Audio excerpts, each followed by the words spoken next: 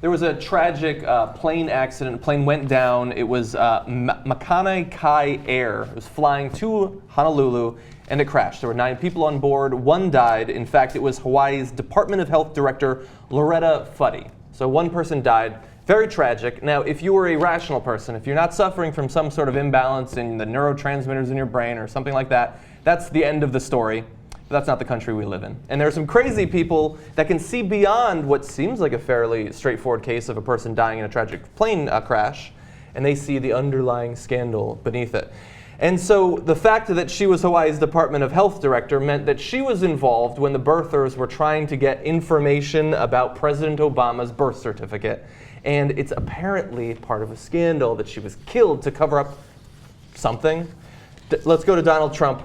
He says, how amazing, the state health director who verified copies of Obama's birth certificate died in a plane crash today. All others lived. How amazing that a person would die. In a plane crash. In a plane crash.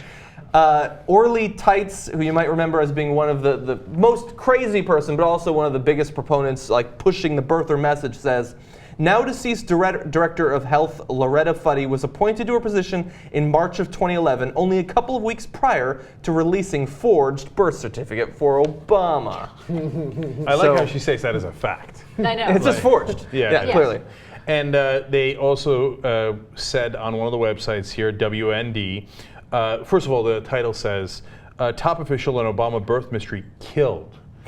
Like, yeah, the pilot crashed, risking his own life and the 8 others, but somehow wound up just killing her. That is the most specific, like, targeted plane crash of you have all to spin. time. That's the best part of Trump's tweet, is the only she died. Like, that was the plan. We'll just crash and take out only her. If that's true, that's the world's greatest pilot. He's like, I'm going to land right there. Or the idea is that the pilot crashes the plane and then gets up and beats her to death or something like that. Like, it's such a stupid idea. There was a panther they had hired. But you know, this also spun out a couple of other conspiracy theories on the Green News Report Facebook page. We actually had a couple of people posting that they thought that she was killed because the big island of Hawaii and Kauai have voted against genetically modified organisms. They voted against biotech companies. So this is obviously related. Okay, well, that's obviously true. And furthermore, so it's like, make up your mind, guys. What's your conspiracy you want to use today? On that same WorldNet Daily website, they also pointed out that Fuddy had recently been working on the state's